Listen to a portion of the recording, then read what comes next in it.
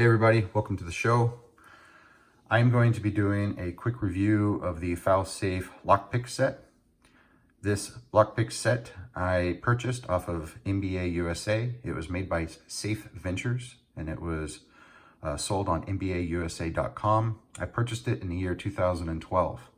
I was a private security contractor for the Department of Defense. I had deployed to Afghanistan in the summer of 2012. When I came back, I used my government CAC card to purchase this lockpick set. At this time, this lockpick set was highly restricted. It was only available to locksmiths, law enforcement agencies, and government agencies. This lockpick set was created by John Falle, whose name is on the pick set, F-A-L-L-E, and he was a British-born citizen with dual citizenship between Great Britain and America. And he was known for inventing several different types of tools for entering safes and other tools for lock bypass and manipulation, such as pen tumblers and Euro profile cylinders. He worked for NBA USA for a time. I think he still does. His name and his profile is still on the website as a list of instructors or part of the instructor cadre. And this was a very popular lockpick set, or I should say it's not popular. This was a very infamous lockpick set around that time that I purchased it in 2012 for the simple fact that it was made of unobtainium, meaning you could not get a hold of it unless you worked for the government or worked in law enforcement. You could buy it secondhand on the market or buy it, from a friend, but it would have been at a markup. I purchased a set for around the price tag of around $300, I think. And this set would probably sell for about $400 on the market outside of anybody purchasing directly from the website. This set is primarily known for its rocker style profile here. And I don't know if any other lockpicks were made prior to this with that particular profile, but this would be called a Falle style or rocker style profile. Any other lockpicks that came after this would have probably gotten the idea from John Falle in this particular lockpick set. It is said in a lot of online internet forums such as keypicking.com and LP101, lockpicking101.com, that the rocker style was desired amongst the higher level lockpickers because they used it for paracentric keyways. I have no experience with that. I like the design. It's really not much different from any other rounded hook in my opinion, but for people that like to pick by leveraging off the bottom of the keyway while using top of the keyway tension, this is a very unique design and I find it very intriguing. I think it's something that people have always liked the idea of, but never was able to put it into practice or to disprove or prove whether this is a good profile or not. I'm fumbling on these words because nobody has ever really come out with a set like the Falle set has before or since. This is a very unique set in and of its own. I've never used this set because this is so rare. It's such a very rare, unique set that I've been very intimidated by the fact that if I ruin just one of these picks, then it's going to be ruined and it's no longer going to be a perfect set. Missing from this set would have been the nylon case and some tension wrenches that would have came with this that would have just had a single bend in them. They would have been straight tension wrenches without a half twist. The nylon case that came with this completely fell apart after just a matter of weeks, and we can talk about that here in a second. And the tension wrenches, they were just your plain Jane ordinary tension wrenches, and I probably still have them somewhere. Instead, what we have here are these adjustable tension wrenches that would apply tension on the top of the keyway and bottom of the keyway. You would adjust it by loosening this nut here, and it would allow both nuts, and it would allow for the expansion and contraction of this tension wrench inside of a keyway. So I guess ideally, theoretically, if you read enough articles on binding order and tension and using torsion tensors, we know that the best amount of tension would be in 2 applications on a lock. First application would be applying tension on top and bottom of the keyway. The second application would be having a tension wrench that could reach all the way through the back of the keyway, so that way tension is applied equally along the pins instead of just the front of the lock. I think this is what John Falle was trying to achieve. The first half anyways, was he was trying to apply tension on the top and bottom of the keyway. These, however, are extremely fragile and they are prone to bending and breaking, and that's also due to the metallurgy and the type of metal that they chose for this particular set. I have no idea as to what type of metal they chose for this. I would imagine it's probably close to a surgical steel. These picks do come in at 23 thousandths of an inch and 0.058 on the profile, close to just under 0.6 millimeters or 23 thousandths.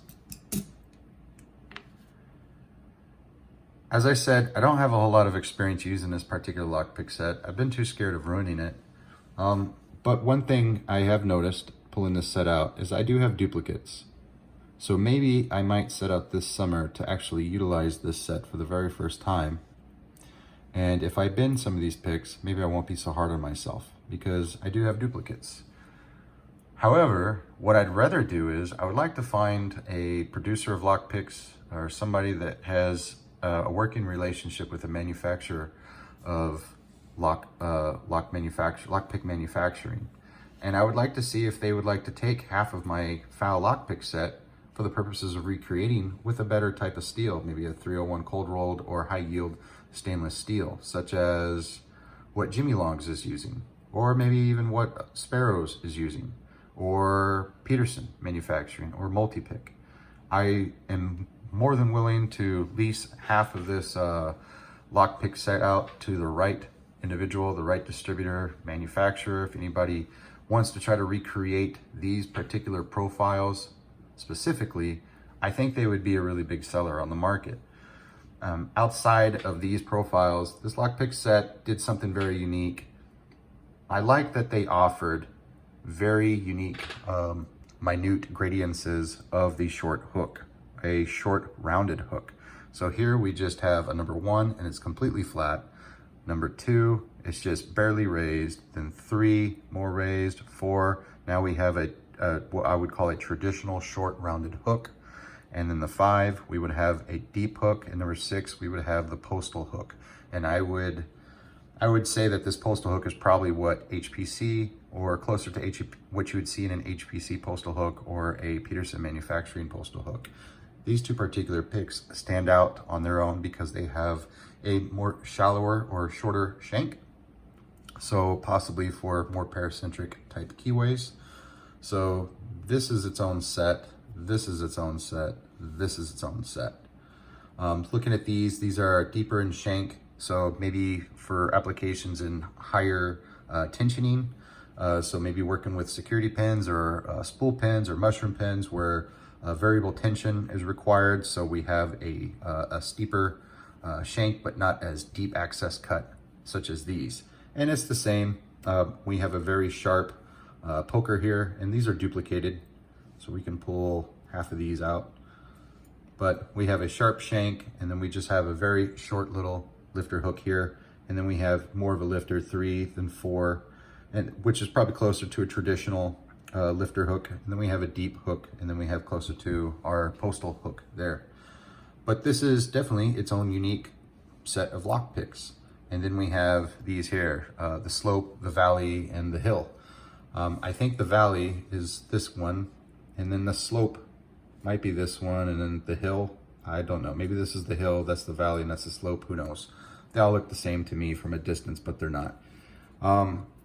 One thing that's unique that I just noticed is that if you take, so if this is, we have the slope, the valley, and the hill. If this is the hill, then if we take the slope and the valley, they are 2 completely different rakes. But as I look closer, if I take one and just overlap it on the other, we have the exact 2 same we have the exact same design. So you really only have two rakes, with one of the rakes being flipped. And I'm sorry if that doesn't zoom in very well, but one of the rakes is just flipped. So it's the same rake, raking forward and backwards. If you read Christina Palmer's metallurgy articles from her website, Elven Craft, she will talk about briefly about these foul style rakes and that they are useless as they are too small. And I would agree with that. I would concur with that. These particular pins would probably only fit the type of pins you would see in a master lock or an American lock cylinder.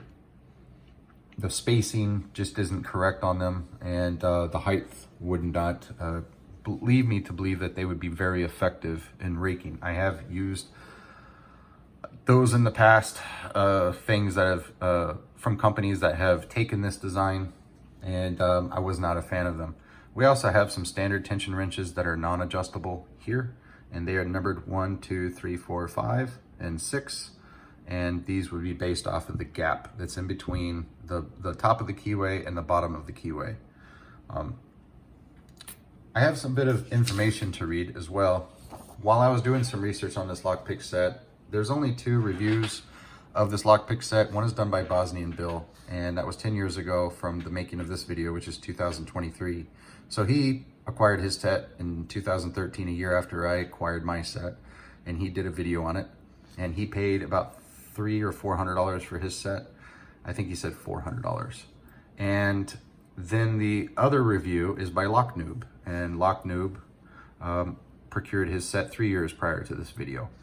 And in the comments section, that's where I found this golden piece of information that I wanted to share that would make this particular review unique. So there was a gentleman that had worked with Safe Ventures, and he said, just came across this and very nostalgic for me. I was the original owner of Safe Ventures and sold it 5 years ago.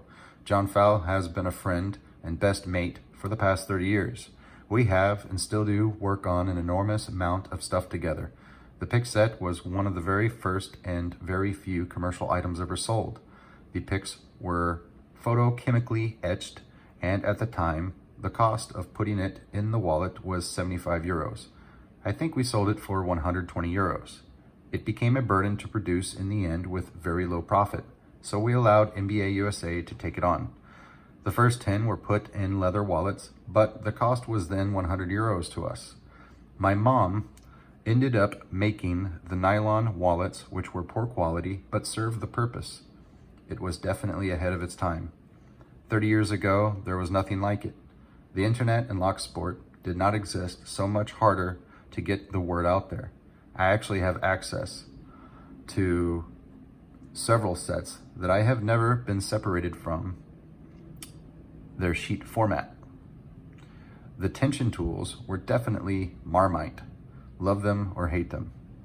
I was never a big fan, and they were not my go-to, although in certain situations where you needed perfect tension control, they were a godsend. Curiously, we have recently redesigned the complete set and are having a limited number of new sets made out of an extremely hard material. They should be ready beginning February. This was hidden in the comments section of Lock Noob's YouTube channel, and this was commented 3 years ago, so 2020, 2019. So I tried to follow that comment thread and follow it to any websites such as Safe Ventures and NBA USA. I never could find if he followed through and remade those lock picks, but I thought that was a really neat bit of information about these picks, that not only were these picks not really enjoyed by lock pickers, but even the people making them, they saw their shortcomings. One of the biggest shortcomings of this lock pick set, aside from the quality of the steel that was used in this, which is quite brittle, and from my understanding from the people that have tried to put them through their paces, is that these things are super sharp. They've never been polished or rounded or tumbled or anything like that. These things will cut you before you will ever pick a lock. I mean, these are just straight up, in my opinion, when I got these and you hold them in your hand, it just feels like sheet metal that's been stamped, and they're just sharp as razor blades in some areas. So a whole lot of work would have to be done to polishing these to make these usable on a daily basis. Outside of that, what really made these most popular among collectors is, as again stated previously before, is these rocker style profiles. I would really love to see somebody using modern day metallurgy and tooling capabilities and technologies and recreate the Falle-Safe rocker style lockpicks. So that's it. It's kind of a short review, and it's not a whole lot of experience based, but I've owned this set for over 10 years, and it never occurred to me that there were only 2 other reviews on the internet about it. Other than what I've told you, not much else is known. And because they stopped selling these just a couple years after I purchased them, I don't think that there's more that needs to be told about them. I think they had their time in the sun, and I don't think that there's a place for them in today's locksport community. They are uncomfortable to hold. They are not reliable. They will bend, they will break, and they were expensive.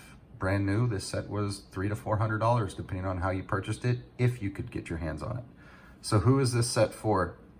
I think people that work for government agencies and they have access to government restricted websites such as NBA USA would probably purchase these with the intent of using them for lockpicking during a time that only Southord or HPC lockpicks or Peterson lockpicks would have been available to them. However, NBA USA was able to corner the market by offering instructor courses or training courses for their GSA safes and for their covert entry classes. So they would have had a market to sell these to. Unfortunately, I think it would have been a bad product to offer to those people. We know that tens of thousands of hours is required to be able to sit behind a lock, to be able to master the art of lock picking. We all know this, and these are not the tools that you would want to do that with. They will fail on you, they will hurt you, you will cut, you will bleed, and you will cry. And you will kiss $300 goodbye. I think their heart was in the right place and creating something that was very unique and original, but I think they definitely fell very far from the tree that they were trying to sit themselves in. I think there are much more better options then. In 2012, I think HPC had good picks. I think Southord had good picks in 2012. I think Peterson had the best picks in 2012. And then we started seeing the highlight of Sparrows and their tumbled process of lock lockpicks. So this set eventually had its expiration date, whether it knew it or not. So it's a wonderful set to have as a collector, terrible set to use, but if you want to get everybody's attention, take a picture of this lockpick set and show them, and they will have, it's a huge conversation piece. People will ask you if you want to sell it, they'll ask you the history of it. It's a very unique piece. I'm really glad that it's in my collection, but as I said before, I would like to part with it, with half of it, and see if somebody would like to recreate some of these profiles. Anyways, that's all I have today. Thank you guys so much for watching. Check out my Instagram. If you're new to this channel, please hit that like button and subscribe, and leave a comment. If you are a lock sporter, leave a comment and I will subscribe to your channel as well. Everybody, thank you for watching.